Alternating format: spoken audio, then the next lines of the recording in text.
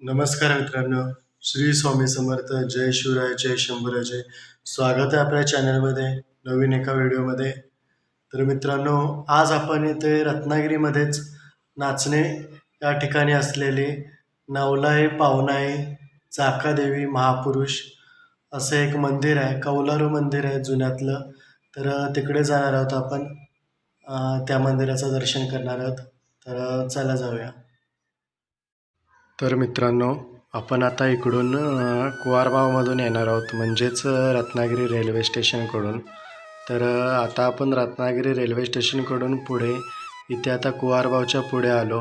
मग इथे हा आपल्याला RTO चौक लागेल मित्रांनो. हा RTO चौक लागला की इथून आपण डाव्या हाताला वळायचं आहे. डाव्या हाताला वळालो की सरळ ह्या रोडने स्ट्रेट पुढं जायचं. थोडंसं पुढं गेले की आपल्याला इथे RTO ऑफिस वगैरे हे दिसेल. आणि इकडे हा रेल्वे ब्रिज आहे. रेल्वे ब्रिजच्या खालून आपण सरळ पुढे जायचं. पुढे गेले की रस्त्याच्या शेवटपर्यंत आलो की हा जो इकडे डावीकडे जो रोड गेला आहे तो हातीस तोंडे इकडेच गेला आहे, आणि हा उजवीकडे जो गेला आहे तो नाचणे रत्नागिरीकडे पण जातो हा रोड. मग असं आपण इथे आता नाचणे ह्या ठिकाणी निघालेलो आहे.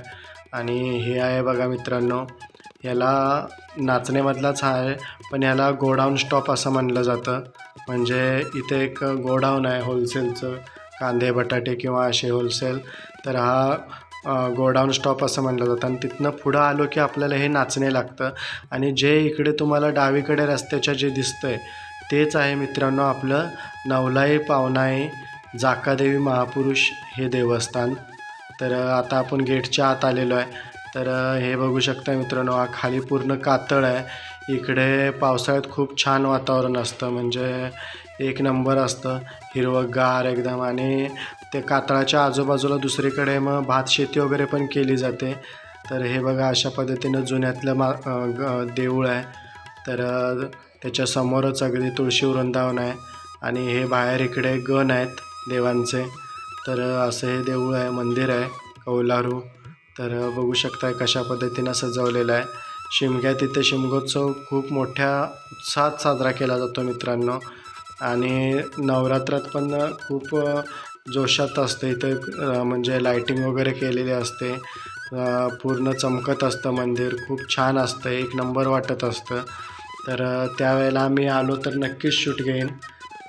तर मागच्या वेळी आम्ही आलो होतो, पण तेव्हा काय माझं यूट्यूब चॅनल वगैरे नव्हतं, त्यामुळे मी काय ते लक्ष दिलं नाही, म्हणजे शूटिंग करून घेतलं नाही. नाहीतर तुम्हाला बघायला भेटलंच असतं.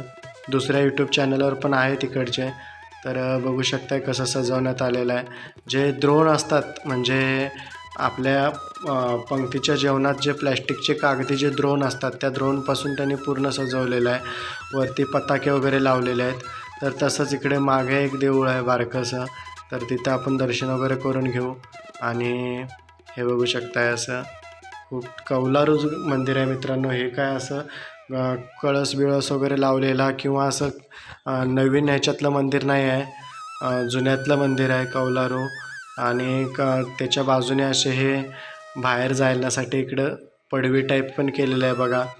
आणि शिवाजी महाराजांच्या काळातलं मंदिर आहे मित्रांनो हे, म्हणजे नंतर जीर्णोद्धार केला असेल, पण जे आतले देव वगैरे आहेत ते शिवाजी महाराजांच्या काळातले आहेत मित्रांनो.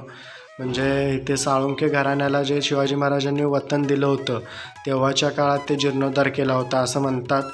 आपल्याला एवढी डिटेल माहिती नाही, आणि इथे सांगणारा पण कोण नव्हतं विचारण्यासाठी. तर असं हे मंदिर आहे कौलारू.